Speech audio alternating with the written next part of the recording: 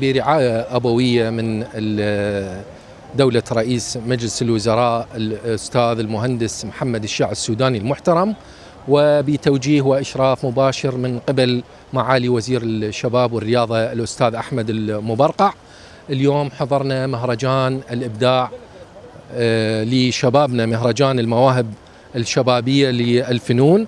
طبعا المواهب الشبابية تختص بالثقافة والفنون والرعاية العلمية، وإن شاء الله مو هذا المهرجان الأخير، احنا قبلها كانت مهرجانات وستتلوها مهرجانات أخرى في أماكن أخرى لدعم المواهب الشبابية وتطويرها وتعيين والمتميزين من عندهم لاحتضانهم من قبل وزارة الشباب والرياضة إن شاء الله. طبعا المواهب الشبابية ليس فقط في مجال الثقافة والفنون، أيضا الرعاية العلمية، يعني الرعاية العلمية أيضا هناك مواهب ندعمها بالتنسيق مع وزارة التربية ووزارة التعليم العالي والبحث العلمي. احنا أيضا نعمل مع وزارة التربية في النشاط المدرسي في المواهب الشبابية. هناك لجنة مركزية، السيد مدير عام النشاط المدرسي في وزارة التربية هو عضو معنا في هذه اللجنة. إن شاء الله شبابنا إبداع وتميز ومستقبل زاهر بإذن الله. شكرا جزيلا لكم. هذا هو المهرجان الأول المواهب الشبابية للفنون، مثل ما نقول نسخته الأولى، وإن شاء الله يتكرر على مرور السنوات. مهرجان يشمل كل المواهب الشبابية للفنون حاليا، الفنون التشكيلي، الرسم، أعمال يدوية، نحت وما شاكل من الأعمال التشكيلية. إن شاء الله بالمستقبل النية أنه أطوره إلى أن ندخل به بعد مواهب أخرى، لأن هو مهرجان مواهب، فان شاء الله نطوره، ندخل التكنولوجيا به، ندخل بقيه المواهب، التمثيل، السينما، الاعمال الاخرى ان شاء الله. الحكمه من هذا المهرجان هو دعم شبابنا، دعم مواهبنا، دعم طاقاتنا. احنا نريد نوجه طاقات الشبابيه، عندنا طاقات، عندنا كوادر، عندنا سواعد. بيش نبني احنا، بيش نطور هاي الشباب. انت الشاب من يقعد يخمل ما عنده بعد، فاحنا شلون نوجهه نحو النشاطات الثقافيه، الرياضيه، الاكاديميه. والحمد لله النشاط اليوم حلو. النشاط روعه، المشتركين به كانوا من جميع محافظات العراق، من دهوك الى الموصل الى دياله الى الانبار الى بغداد الى كربلاء الى النجف الى البصره الى الحله الى خاف نسيت المحافظه الى بغداد طبعا العاصمه، خاف نسيت واحده من المحافظات، فالكل مشتركين به. والحمد لله اللي مشتركين يمثلون باقة شبابية عراقية من كل أطياف الشباب العراقي. طبعا أنا فكرة المهرجان، أنا مؤسس وراعي لهذا المهرجان. الفكرة مالته ردنا نبدأ بالنسخة الأولى من مقر الفن اللي هي كلية الفنون الجميلة في بغداد، هي العاصمة وعاصمة الفن.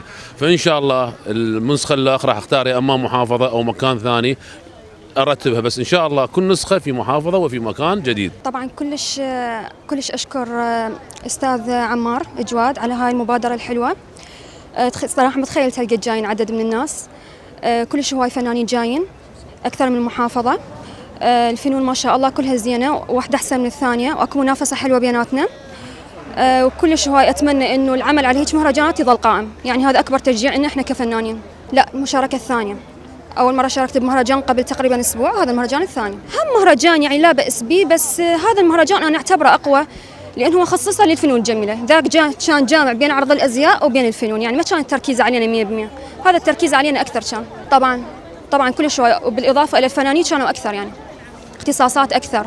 جزيل الشكر، يعني هو لو ما كان قام هذا المهرجان وكلش هو تعب ويانا. يعني هذا المهرجان إحنا مخططين له قبل أشهر، يعني مو هسه، والنتيجة كلش حلوة. يا رب إن شاء الله نكون عند حسن ظن أستاذ عمار وحسن ظنكم. إن شاء الله يا رب الجاي أحسن، وإن شاء الله تكون فرصة لهم جاية حلوة، وأكيد هذا مو آخر مهرجان. مشادان فريد، عمري 26 سنة، ثاني مرة أشارك بمهرجان. شغلي أعمال يدوية، حياكة، جناط وباسكتات ومكرميات، همينة مراية، هواي شغلات أشترك. طبعا أنا كلش فرحانة اليوم مشاركتي بمهرجان المواهب الشبابية للفنون بدارة الأستاذ عمار جواد. طبعا أحب أقدم له الشكر، اللي هو اللي دعمنا وساعدنا على مود نقدم هاي المواهب الحلوة، وأشكر وجودكم. طبعا هواية بنات مشاركات، وهواي فنانات، وكلش هواي يعني أعمال يدوية، وحتى أكو أعمال أول مرة أشوفها ومختلفة من البنات والشباب ومن جميع محافظات العراق مشاركين ويانا. أعمال يدوية، بديت بفن المكرمية من الطفولة، وهاي أول مشاركة إلي بمهرجان برعاية الدكتور عمار جواد الغزي. طبعا اللوحة مالتي هي عبارة عن مكرمية بيكسل آرت، استخدمت بها 26,000 عقدة. هو من الفنون القديمة، يعني مو كلش دارجة بهاي الأيام، بس أنا حبيت شوية أجدد بيه، أنطيه طابع جديد، وسويت بيه لوحة. يعني 22 يوم مدة عمل، من 8 إلى 7 ساعات يومياً، لأنه تعرف إنه الشغل بالإيد وعقد هواي ياخذ وقت. أي نعم، وخاصة إذا يعني بيت وأطفال ودوام. إن شاء الله فريق مؤسسة كفاءات العراق اللي قاعد ينظمه الدكتور عمار جواد، وإن شاء الله يعني راح تكون عندنا مهرجانات جاية، وهذا أول مهرجان لنا، إن شاء الله عندنا بعد هواية مهرجانات.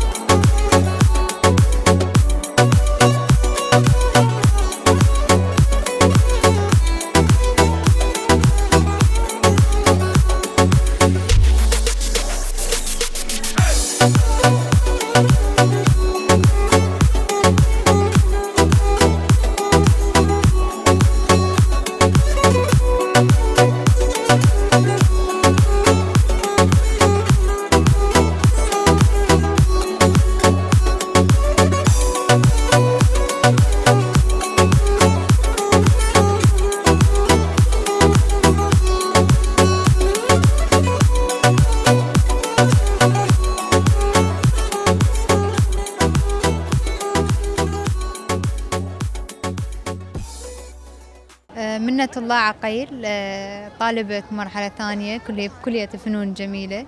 هذا مهرجان المواهب الشبابية، هاي مشاركتي الأولى بالمهرجانات. وهاي اللوحة، هاي زخرفة المندالة، استخدمت بها لونين، بوستر وأكريليك، واللون الأسود كلياته بالسوفت سويته تقريبا 3 أسابيع. يلا كملته. طبعا لازم تفاصيل ودقة وهاي السوالف وصبر. يلا تكمل.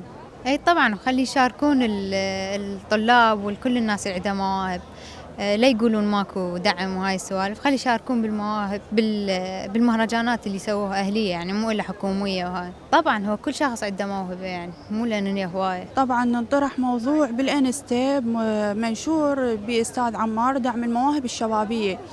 أنا رأستين شارك، دزيت له على الخاص والحمد لله والشكر توفقت وخلاني أشارك وياهم. طبعا اليوم أنا جدا سعيدة بمشاركتي والحضور هنا بكلية الفنون الجميلة بوسط هاي الفنانين والمجموعة من الناس. لوحتي دمجت بها بين الفن التشكيلي والواقع، رسالة بأن الحياة لم تهدم، والمنارة دلالة النهوض بعد الهدم والحرب، بمساعدة القائد العسكري عبد الوهاب الساعدي اللي شارك بتحرير الموصل. اختاريته لأن هو أحد القادة العسكريين، أحد القادة وأبرز القادة اللي شاركوا بتحرير الموصل، فاختاريت هاي الشخصية.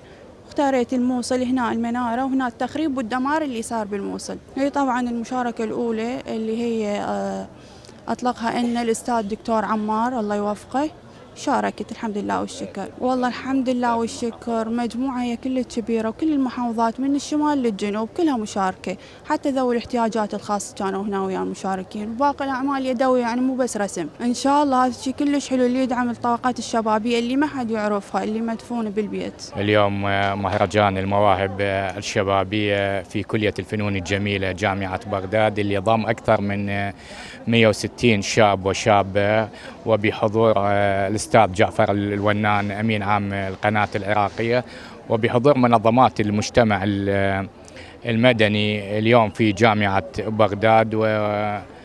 ونلاحظ هناك إقبال كبير من قبل الطلاب والطالبات في جامعة بغداد، وكل من يبدو بلوحته قسم الرسم بالألوان الزيتية والقسم بالكلاسيكي، اللون الكلاسيكي.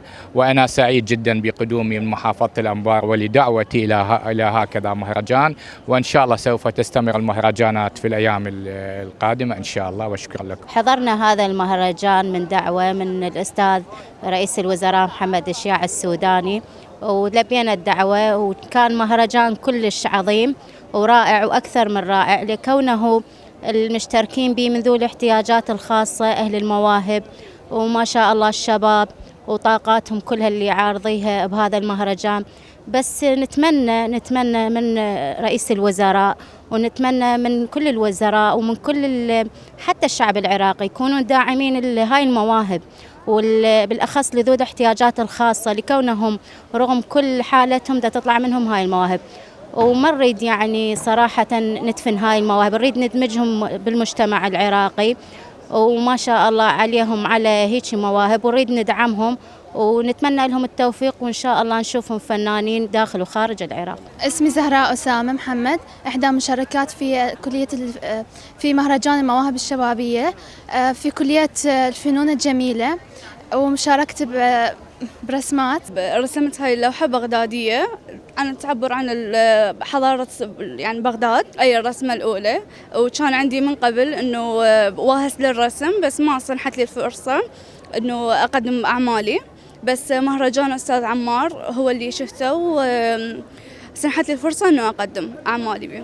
كلش حلو، ومنورين كلهم من كل المحافظات. إن شاء الله السنة الجاية موجودين كلنا. أنا ريان من الأنبار، اليوم مشاركة بمهرجان الفنون اللي نظمه أستاذ عمار جواد.